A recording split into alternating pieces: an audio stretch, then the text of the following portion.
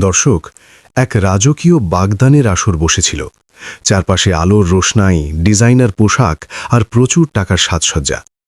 কিন্তু সেই অনুষ্ঠানেই এমন এক ঘটনা ঘটল যা উপস্থিত সবাইকে নির্বাক করে দিল। পাত্রী এক নামজাদা শিল্পপতির একমাত্র কন্যা, এবং তার সামনে দাঁড়িয়েছিল এক সাধারণ সাউন্ড ইঞ্জিনিয়ার ছেলে, যে নিজের দক্ষতায় পুরো অনুষ্ঠানের শব্দ নিয়ন্ত্রণের দায়িত্ব পালন করছিল। হঠাৎ পাত্রী ক্ষিপ্ত হয়ে সবার সামনে সেই গরিব ছেলেটিকে সজোরে চড় কষিয়ে দিল। গোটা হলঘর নিস্তব্ধ হয়ে গেল। কেউ বুঝতে পারছিল না হঠাৎ কি এমন অপরাধ হলো। সবাই ভাবছিল অপমানিত ছেলেটি হয়তো এবার মাথা নিচু করে বেরিয়ে যাবে। কিন্তু সেই যুবক এমন এক কাণ্ড ঘটালো যা দেখে গোটা অনুষ্ঠান বাড়ি চমকে গেল, এবং অহংকারে মাটিতে পা না পড়া সেই কোটিপতি কন্যার চোখ বেয়ে জল গড়িয়ে পড়ল। শেষমেশ ছেলেটি এমন কি করেছিল যা পুরো বাগদানের রূপরেখাই পাল্টে দিল? তা জানতে এই কাহিনীটি একদম শেষ পর্যন্ত পড়ুন। শহরের সবচেয়ে বিলাসবহুল ব্যাঙ্কুয়েট হলে আজ এক জমকালো আংটি বদলের অনুষ্ঠান চলছিল। হলঘরটিকে এত নিপুণভাবে সাজানো হয়েছিল যে চোখ ফেরানো দায়। চারিদিকে ক্রিস্টালের ঝাড়বাতি জলজল করছিল। বিদেশ থেকে আনা অর্কিডের তোড়া দিয়ে বিশাল গেট বানানো হয়েছিল। দামি স্যুট ও শাড়ি পরা অতিথিদের ভিড় ছিল চোখে পড়ার মতো। এই অনুষ্ঠানটি ছিল শহরের অন্যতম বড় ব্যবসায়ী সুব্রত সান্যালের মেয়ে নিবেদিতার। সুব্রতবাবু শহরের প্রভাবশালী ব্যক্তিদের একজন। তার প্রতিপত্তি ও সম্পদের কোনো অভাব ছিল না। নিবেদিতা তার আদরের মেয়ে। জন্মের পর থেকে কোনো দিন তাকে কোনো কিছুর জন্য অপেক্ষা করতে হয়নি। চাওয়ার আগেই সব হাজির হয়ে যেত। আর হয়তো সেই কারণেই তার আচরণের মধ্যে এক ধরনের তীব্র অহমিকা বাসা বেঁধেছিল। অনুষ্ঠানে শহরের গণ্যমান্য সব মানুষ উপস্থিত ছিলেন। সবাই এই এলাহি আয়োজনের প্রশংসায় পঞ্চমুখ ছিলেন। এর মাঝেই অডিও কনসোলের পেছনে দাঁড়িয়ে এক ছিপছিপে যুবক এক নাগাড়ে কাজ করে চলেছিল। তার নাম কবির। সে একজন সাউন্ড ইঞ্জিনিয়ার, এবং আজ তাকে এই বড় অনুষ্ঠানের শব্দ নিয়ন্ত্রণের দায়িত্ব দেওয়া হয়েছিল। কবিরের আর্থিক অবস্থা খুব একটা ভালো ছিল না। সে এক অতি সাধারণ পরিবার থেকে উঠে আসা ছেলে। তার বাবা একসময় একটি ছোট কারখানা চালাতেন, কিন্তু এক ভয়াবহ দুর্ঘটনার পর থেকে শয্যাশায়ী। পরিবারের পুরো ভার এখন কবিরের কাঁধে। সে ছোটবেলা থেকেই হার না মানা স্বভাবের। পড়াশোনার ফাঁকে ফাঁকে সে এই কাজ শিখে নিয়েছিল। নিজের চেষ্টায় সে এতটাই দক্ষতা অর্জন করেছিল যে এখন বড় বড় ইভেন্ট কোম্পানি তাকে ডাকতে শুরু করেছে। আজকের এই কাজটি তার কেরিয়ারের জন্য খুব গুরুত্বপূর্ণ ছিল। সে ভেবেছিল এখানে ভালো পারফর্ম করতে পারলে ভবিষ্যতে আরও বড় কাজ পাবে। কবির অত্যন্ত নিষ্ঠার সঙ্গে তার দায়িত্ব পালন করছিল। অতিথিদের বক্তব্য, ব্যাকগ্রাউন্ড মিউজিক সবকিছুই সে নিখুঁতভাবে পরিচালনা করছিল। কিছুক্ষণ পরই পাত্রী নিবেদিতার মঞ্চে আসার কথা। সবার দৃষ্টি সেদিকেই নিবদ্ধ। স্পিকারে খুব সুন্দর একটি রোম্যান্টিক সুর বাজছিল। আলো কিছুটা ম্লান করে দেওয়া হলো, এবং নিবেদিতা ধীর পায়ে স্টেজের দিকে এগিয়ে আসতে লাগল। কবির তার কনসোলে দাঁড়িয়ে মিউজিকের ভলিউম ধীরে ধীরে বাড়াচ্ছিল। নিবেদিতা স্টেজের কাছাকাছি আসতেই সে হঠাৎ থমকে দাঁড়াল। তার ভ্রু কুঁচকে গেল। সে অত্যন্ত বিরক্ত মুখে সাউন্ড কনসোলের দিকে এগিয়ে গেল। সে অনুভব করেছিল যে গানের আওয়াজ একটু বেশি তীক্ষ্ণ। নিবেদিতা রাগে ফেটে পড়ে বলল, অপদার্থ কোথাকার, মিউজিক বাজানোর কোনো সেন্স নেই। কবির সঙ্গে সঙ্গে ভলিউম কমিয়ে দিল। সে খুব বিনীতভাবে বলল, ম্যাম, পেছনের অতিথিদের শোনার সুবিধের জন্য একটু বেস বাড়িয়েছিলাম। কিন্তু নিবেদিতার মেজাজ হয়তো অন্য কোনো কারণে আগে থেকেই খারাপ ছিল। সে হঠাৎ তীব্র বেগে সামনে এগিয়ে গেল, এবং শত শত মানুষের সামনে কবিরের গালে এক প্রচণ্ড চড় কষিয়ে দিল। মুখ ফুটে তর্ক করছিস? কতবার বললাম আওয়াজ কমাতে? গোটা হলঘর এক মুহূর্তের জন্য যেন বরফ হয়ে গেল। কিছুক্ষণের জন্য সব কোলাহল থেমে গেল। শহরের এত গণ্যমান্য মানুষের সামনে একজন সামান্য কর্মীকে এভাবে চড় মারাটা সবাই মেনে নিতে পারছিল না। অনেকেই নিজেদের মধ্যে ফিস শুরু করে দিল। এতটা বাড়াবাড়ি করার কি দরকার ছিল?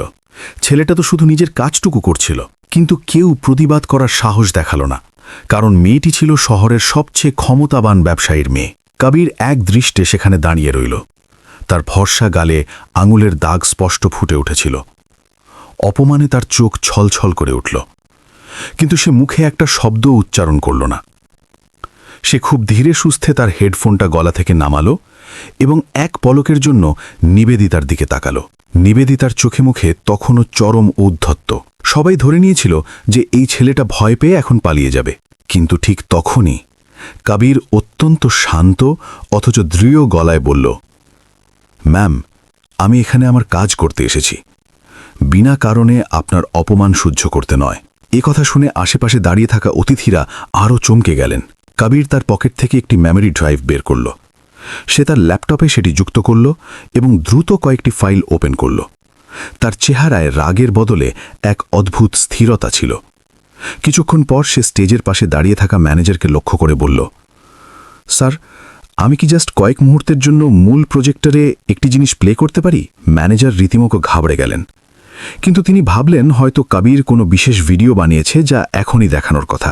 তিনি সম্মতি দিলেন, আর যেই বড় পর্দায় ভিডিওটি চলতে শুরু করল, উপস্থিত সকলে একেবারে হতবাক হয়ে গেলেন, কারণ সেখানে এমন কিছু ছিল যা কারো কল্পনারও অতীত ছিল। প্রজেক্টরের বড় পর্দায় দৃশ্যগুলো ভেসে উঠতেই পুরো ব্যাঙ্কোয়েট হল পিনপতন নীরবতায় ডুবে গেল।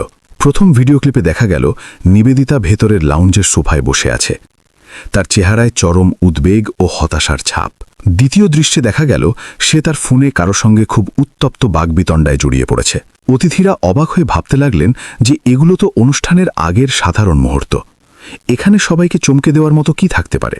কিন্তু ঠিক তখনই তৃতীয় ক্লিপটি সামনে এলো এবং সবার চোখ কপালে উঠল। সেই ভিডিওতে নিবেদিতা এক সম্পূর্ণ অচেনা যুবকের সঙ্গে দাঁড়িয়ে কথা বলছিল। সেই যুবকটি আজকের পাত্র ছিল না। হলের মধ্যে গুঞ্জন শুরু হয়ে গেল, এই ছেলেটিকে পাত্র তো নয়। কবির নিজের জায়গায় শান্ত হয়ে দাঁড়িয়ে পুরো পরিস্থিতি লক্ষ্য করছিল। নিবেদিতার মুখ ভয়ে এবং লজ্জায় ধীরে ধীরে ফ্যাকাশে হতে শুরু করেছিল। এবার স্ক্রিনে আরও একটি দৃশ্য এলো। এবার ভিডিওটি খুব পরিষ্কার ছিল। সেখানে নিবেদিতা এবং সেই ছেলেটি হলের এক নির্জন কোণে দাঁড়িয়ে খুব আবেগপ্রবণ হয়ে কথা বলছিল। পাত্রের পরিবারের লোকজনের চোখে মুখে এবার স্পষ্ট সন্দেহের ছায়া। নিবেদিতার বাবা সুব্রত সান্যালের কপালেও ঘামের বিন্দু জমতে শুরু করল। নিবেদিতা দিশেহারা হয়ে চিৎকার করে উঠল, বন্ধ করো এসব, এক্ষুনি প্রজেক্টর বন্ধ করো। কিন্তু কবির অবিচলিত কণ্ঠে উত্তর দিল, ম্যাম, আমি ভয় পাবেন না, আমি শুধু সবার সামনে আসল সত্যটা তুলে ধরছি। পুরো হলের হাজারো চোখ এখন পর্দার দিকে আঠার মতো সেটে আছে। পরের দৃশ্যটি যখন স্ক্রিনে ভেসে উঠল, তখন দেখা গেল নিবেদিতা এবং সেই ছেলেটি একে অপরের হাত শক্ত করে ধরে দাঁড়িয়ে আছে। এবার অতিথিদের মধ্যে রীতিমতো শোরগোল পড়ে গেল। পাত্রের মা পাত্রের দিকে তাকালেন। পাত্রের চেহারা থমথমে হয়ে গেছে। সুব্রতবাবু প্রায় ছুটে স্টেজের দিকে গেলেন। এসব কি হচ্ছে নিবেদিতা? তিনি রাগে কাঁপতে কাঁপতে মেয়েকে জিজ্ঞেস করলেন। নিবেদিতার মুখ দিয়ে কোনো শব্দ বেরোচ্ছিল না। কবির খুব ধীর গলায় বলল, স্যার, দয়া করে উত্তেজিত হবেন না। আমি কাউকে সবার সামনে অপমান করতে চাইনি, কিন্তু কিছুক্ষণ আগে আমার সাথে যা ঘটল তারপর এই সত্যিটা লুকিয়ে রাখা আমার কাছে অপরাধ বলে মনে হয়েছে। পুরো পরিবেশ এখন এক চরম মানসিক চাপের মধ্যে দিয়ে যাচ্ছিল। পাত্রের নাম ছিল অনিক। সে পেশায় একজন চিকিৎসক এবং অত্যন্ত মার্জিত স্বভাবের মানুষ। সে এতক্ষণ ধরে কোনো কথা না বলে পরিস্থিতি বোঝার চেষ্টা করছিল। অনিক এবার সামনে এগিয়ে এসে শান্ত স্বরে জিজ্ঞেস করল, কবির, এই ফুটেজগুলো তুমি কোথায় পেলে? কবির একটা বড় দীর্ঘশ্বাস ফেলল এবং বলল, স্যার, আমি আজ দুপুর থেকে এই ভেনিউর সাউন্ড চেকিংয়ের দায়িত্বে আছি। যখন আমি লাউঞ্জের ভেতরের মাইক আর ক্যামেরাগুলো টেস্ট করছিলাম, তখনই ওনারা ওখানে কথা বলছিলেন। আমার মনে হয়েছিল হয়তো ইভেন্টের কোনো সারপ্রাইজ পারফরমেন্সের প্ল্যানিং চলছে, তাই আমি রেকর্ড অন রেখেছিলাম। উপস্থিত সবাই এখন রুদ্ধশ্বাসে কবিরের কথা শুনছিল। কবির আরও বলল, কিন্তু পরে যখন আমি ভিডিওগুলো চেক করতে গেলাম, তখন আমি বুঝতে পারলাম যে বিষয়টা সম্পূর্ণ অন্য। নিবেদিতা এখন পুরোপুরি ভেঙে পড়েছে। সে রাগে এবং অপমানে হিসিস করে বলল, তোমার কত বড় সাহস যে তুমি আমার ব্যক্তিগত মুহূর্ত এভাবে রেকর্ড করেছ? কবির বিন্দুমাত্র না ঘাবড়ে জবাব দিল, ম্যাম, আমি আমার কাজ করছিলাম। আপনারা চেয়েছিলেন আমি যেন নিখুঁতভাবে প্রতিটা মুহূর্ত ধারণ করি। সিস্টেম টেস্টিংয়ের সময় এই সত্যিটাও ঘটনাক্রমে আমার কাছে ধরা পড়ে গেছে। হলের সমস্ত অতিথি এখন এই বাস্তব নাটকের চূড়ান্ত পরিণতির অপেক্ষায় দাঁড়িয়েছিল। ঠিক সেই মুহূর্তে স্ক্রিনের শেষ ক্লিপটি বেজে উঠল। এই ভিডিওতে নিবেদিতার দু চোখ বেয়ে অঝরে জল পড়ছিল এবং সেই অচেনা যুবকটিকে বলছিল, আমি কেন শুধু তোমাকেই জীবনসঙ্গী হিসাবে পেলাম না? পুরো ব্যাঙ্কোয়েট হল যেন শ্মশানের মতো স্তব্ধ হয়ে গেল। পাত্র অনিকের মুখে এক গভীর যন্ত্রণার ছাপ ফুটে উঠল। সুব্রত সান্যাল এবার আর নিজেকে ধরে রাখতে পারলেন না। তিনি চিৎকার করে উঠলেন, নিবেদিতা, এই সব কিছুর মানে কি? নিবেদিতার চোখের জল এবার বাঁধ মানল না। সে কয়েক মুহূর্ত মাথা নিচু করে দাঁড়িয়ে রইল। তারপর ডুকরে কেঁদে উঠে বলল, বাবা, আমি অন্য একজনকে ভালোবাসি। এই কথাটি শোনার পর পুরো আসরে যেন বোমা ফাটল। সবাই ফিসফিস করে নানা মন্তব্য করতে শুরু করল। অনেক খুব শান্ত গলায় জিজ্ঞেস করল, তাহলে তুমি আমাকে বিয়ে করতে রাজি হয়েছিলে কেন? নিবেদিতা ফুঁপিয়ে কাঁদতে কাঁদতে বলল, কারণ বাবা চেয়েছিলেন এবং আমি বাবাকে কোনোদিন অসম্মান করতে চাইনি। সুব্রত সান্যালের মুখটা ছাইয়ের মতো সাদা হয়ে গেল। তিনি ধীর পায়ে মেয়ের কাছে গিয়ে বললেন, নিবেদিতা, তুমি যদি অন্য কাউকে নিজের জীবনে চাইতে তবে আমাকে আগে একবারও বললে না কেন? নিবেদিতা লজ্জায় মুখ নিচু করে রইল। কবির এতক্ষণ চুপ করে দাঁড়িয়েছিল। পরিস্থিতি কিছুটা শান্ত হলে সে বলল, স্যার, আমাকে আপনারা ক্ষমা করবেন যদি আমার এই কাজের জন্য আজকের পরিবেশ নষ্ট হয়ে থাকে, কিন্তু আমার বিবেক বলছিল সত্য লুকিয়ে রেখে কয়েকটা মানুষের জীবন নষ্ট হতে দেওয়াটা অন্যায়। উপস্থিত অনেক অতিথি এখন এক রাস শ্রদ্ধা নিয়ে কবিরের দিকে তাকাতে লাগল। পাত্র অনেক কিছুক্ষণ চোখ বন্ধ করে কিছু একটা ভাবল। তারপর তার মুখে এক অদ্ভুত প্রশান্তির হাসি ফুটে উঠল। সে কবিরের দিকে তাকিয়ে বলল, কবির, হয়তো আজ তুমি আমার জীবনটাকে একটা বড় ভুলের হাত থেকে বাঁচিয়ে দিলে। সবাই অনেকের কথা শুনে বিস্মিত হল। অনেক আরও বলল, যদি আজ এই সত্যিটা বিয়ের পর জানা যেত তবে হয়তো 3টে মানুষের জীবন চিরকালের জন্য নষ্ট হয়ে যেত। নিবেদিতা তখন অঝরে কাঁদছে। ঠিক তখনই ভিড়ের পেছন থেকে সেই যুবকটি সামনে এগিয়ে এলো। তার নাম রূপম। সে বলল, আমি নিবেদিতাকে সত্যি অনেক ভালোবাসি, কিন্তু আমি কখনোই চাইনি যে আমার মতো একজন সাধারণ ছেলের জন্যে ওর পরিবারের সম্মান ধুলোয় মিশে যাক। সুব্রত সান্যাল কিছুক্ষণ পাথরের মতো দাঁড়িয়ে রইলেন। তারপর একটা গভীর দীর্ঘশ্বাস ছেড়ে বললেন, হয়তো সবথেকে বড় ভুল আমারই। আমি নিজের মেয়ের মনের খবর জানার কোনো চেষ্টাই করিনি। নিবেদিতা ছুটে গিয়ে তার বাবাকে জড়িয়ে ধরে কাঁদতে লাগল। পুরো ব্যাঙ্কোয়েট হলের থমথমে পরিবেশ এবার এক আবেগঘন মুহূর্তে পরিণত হল। একটু আগে যে মানুষেরা মজা দেখছিল তাদের অনেকেরই চোখ ভিজে উঠেছিল। সুব্রতবাবু কবিরের দিকে ঘুরে তাকালেন এবং বললেন, বাবা, আজ যদি তুমি সাহস করে এই সত্যটা সবার সামনে তুলে না ধরতে তবে আমি নিজের অজান্তেই অনেক বড় ক্ষতি করে ফেলতাম। কবির খুব বিনীতভাবে মাথা নিচু করে বলল, স্যার, আমি শুধু আমার বিবেকের কাছে পরিষ্কার থাকতে চেয়েছি, কিন্তু ঘটনা এখানেই শেষ হলো না, কারণ কিছুক্ষণ পরই এমন এক সত্যি সামনে আসতে চলেছিল যা পুরো অতিথিদের আরও একবার চমকে দেবে। পুরো হলঘর কয়েক মিনিটের জন্য একদম নিশ্চুপ হয়ে রইল। নিবেদিতা তার বাবার বুকে মাথা রেখে কাঁদছে। রূপম কিছুটা দূরে আড়ষ্ট হয়ে দাঁড়িয়ে আছে, যেন সে বুঝতে পারছে না এরপর কি হবে। আর পাত্র অনেক অত্যন্ত পরিণত মানুষের মতো গোটা পরিস্থিতি লক্ষ্য করছে। যে অনুষ্ঠান কিছুক্ষণ আগেও গানবাজনায় ভরপুর ছিল তা এখন এক অদ্ভুত নীরবতায় আচ্ছন্ন। সুব্রত সান্যাল ধীরে ধীরে স্টেজের মাঝখানে এগিয়ে গেলেন। তিনি মাইকটি হাতে নিয়ে উপস্থিত সবার দিকে তাকালেন। সম্মানিত অতিথিবৃন্দ, আজ এখানে যা কিছু ঘটল তার জন্য আমি আপনাদের সকলের কাছে ক্ষমাপ্রার্থী। উপস্থিত সবাই একনিষ্ঠভাবে তার কথা শুনছিলেন। তিনি একটু থেমে আবার বললেন, আমি সারা জীবন আমার মেয়েকে সব সুখ দেওয়ার চেষ্টা করেছি, কিন্তু হয়তো ওর আসল সুখটা কোথায় সেটা বোঝার ক্ষমতা আমার ছিল না। নিবেদিতার সুখ থেকে তখনও জল ঝরছে। সুব্রতবাবু এবার রূপমের দিকে তাকালেন। বাবা, তোমার নাম যেন কি? আগে রূপম। সে খুব ধীর গলায় উত্তর দিল, তুমি কি সত্যি আমার মেয়েকে অন্তর থেকে ভালোবাসো? রূপম কোনো রকম দ্বিধা না করে বলল, হ্যাঁ স্যার, অনেক। আর তুমি কি সারা জীবন ওকে সুখে রাখতে পারবে? রূপম মাথা নিচু করে বিনীতভাবে বলল, আমি বড়লোক নই স্যার, তবে এটুকু কথা দিতে পারি, জীবনে ওকে কোনোদিন কষ্ট পেতে দেব না। এই কথাটি শোনার পর উপস্থিত অনেক অতিথির মুখে হাসি ফুটে উঠল। সুব্রত সান্যাল একটা স্বস্তির নিঃশ্বাস ফেললেন। এরপর তিনি এমন এক ঘোষণা করলেন যার প্রত্যাশা সেখানে উপস্থিত কেউই করেনি। তিনি বললেন, যদি আমার মেয়ের জীবনের সব আনন্দ তোমার কাছেই থাকে তবে বাবা হিসেবে আমার এই সম্পর্কে পূর্ণ সম্মতি রইল। এই কথা শোনার সাথে সাথে পুরো ব্যাঙ্কোয়েট হল আরেকবার স্তব্ধ হয়ে গেল। নিবেদিতা আনন্দে কাঁদতে কাঁদতে তার বাবাকে জাপটে ধরল। রূপমের চোখেও খুশির অশ্রু টলমল করে উঠল। কিন্তু তখনই অনেক ধীর পায়ে সামনে এগিয়ে এলো। অনেকেই ভেবেছিল অনেক হয়তো এবার রেগে যাবে, কিন্তু তার চেহারায় প্রশান্তি ছিল। অনেক হাসি মুখে বলল, আঙ্কেল, আপনি একদম সঠিক সিদ্ধান্ত নিয়েছেন। এরপর সে নিবেদিতার দিকে ফিরে বলল, দুটো মানুষ যখন একে অপরকে সত্যি ভালোবাসে তখন তাদের আলাদা করাটা অন্যায়।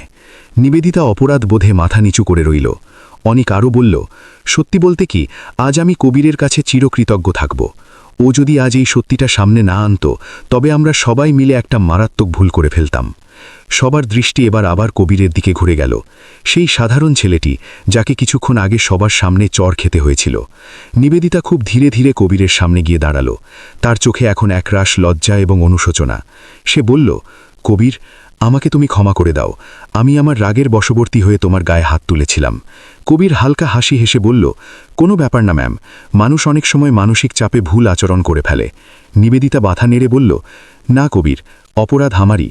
আমি তোমাকে গরিব কর্মী ভেবে চরম অপমান করেছিলাম, কিন্তু আজ তুমি প্রমাণ করে দিলে যে একটা মানুষের আসল পরিচয় তার টাকা দিয়ে নয়, তার চরিত্র দিয়ে বিচার করতে হয়। অতিথিদের মধ্যে থেকে স্বতঃস্ফূর্ত করতালির শব্দ ভেসে এলো।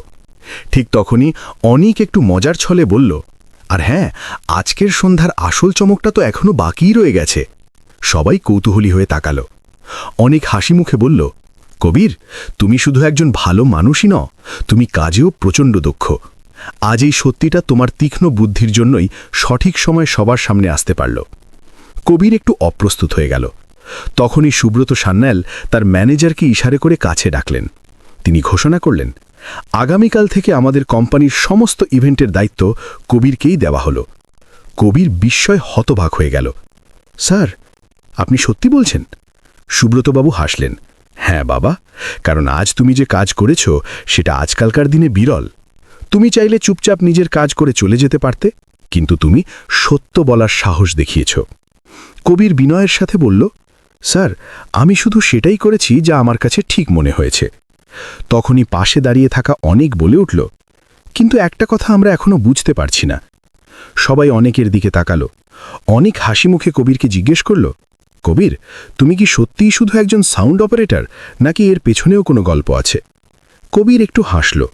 কয়েক মুহূর্ত সে চুপ করে রইল। তারপর সে ধীরে সুস্থে বলল, আসলে আমি জন্ম থেকে এই পেশায় ছিলাম না। উপস্থিত সকলে এবার নড়ে চড়ে বসল। কবির বলতে শুরু করল, বেশ কয়েক বছর আগে আমার বাবার একটি নামকরা ব্যবসা ছিল। আমাদের পরিবারও একসময় খুব ভালো জীবনযাপন করত। এ কথা শুনে উপস্থিত সকলে রীতিমতো চমকে উঠলেন। কবির একটু থেমে আবার বলল, কিন্তু কারখানায় এক ভয়ানক অগ্নিকাণ্ডে সব পুড়ে ছাই হয়ে যায়। আমাদের সব শেষ হয়ে যায়। বাবা অসুস্থ হয়ে শয্যাশায়ী হয়ে পড়েন এবং সংসারের সব ভার আমার কাঁধে এসে পড়ে। প্যান্ডেলে উপস্থিত প্রত্যেকে মন্ত্রমুগ্ধের মতো তার কথা শুনছিল। কবির বলল, সেই সময় আমার কাছে দুটো পথ খোলা ছিল, হয় কপালের দোষ দিয়ে কাঁদা, অথবা নিজের পায়ে দাঁড়িয়ে আবার নতুন করে সব শুরু করা। আমি পরিশ্রমকে বেছে নিয়েছিলাম। সে নিজের কনসোলের দিকে তাকিয়ে বলল, এটা আমার শখ ছিল, আর আজ এটাই আমার পেশা হয়ে গেছে। সুব্রত সান্যাল এই কথা শুনে আবেগপ্রবণ হয়ে পড়লেন। তিনি বললেন, বাবা, আজ তুমি প্রমাণ করে দিলে যে আসল ধনসম্পদ টাকা পয়সায় থাকে না, থাকে মানুষের সুন্দর মন এবং সাহসের মধ্যে।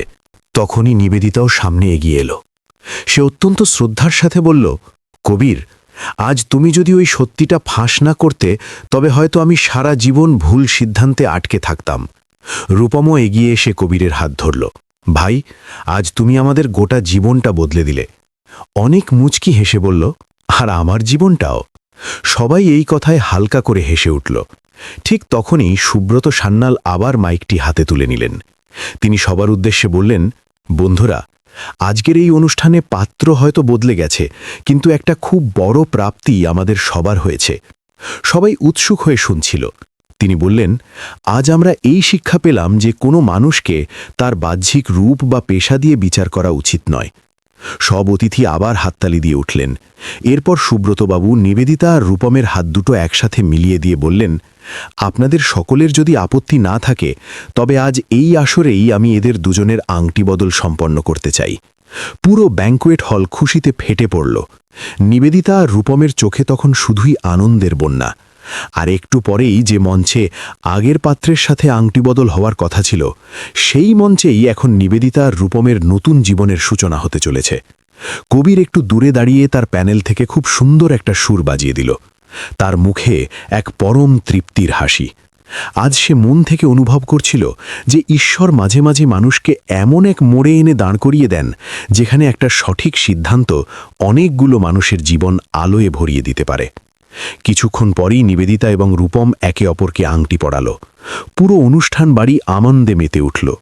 আর সেদিন একজন সামান্য কর্মী হিসেবে তাচ্ছিল্য পাওয়া ছেলেটি গোটা সমাজকে প্রমাণ করে দিল যে মানুষের আসল দাম তার টাকা বা ক্ষমতায় নয়, বরং তার সততা এবং সাহসের মাঝেই লুকিয়ে থাকে। এই গল্প আমাদের এই শিক্ষাই দেয় যে কখনোই কোনো মানুষকে ছোট মনে করে অপমান করা উচিত নয়, কারণ সময়ের চাকা ঘুরে কখন কে উঁচুতে পৌঁছে যাবে তা কেউ জানে না।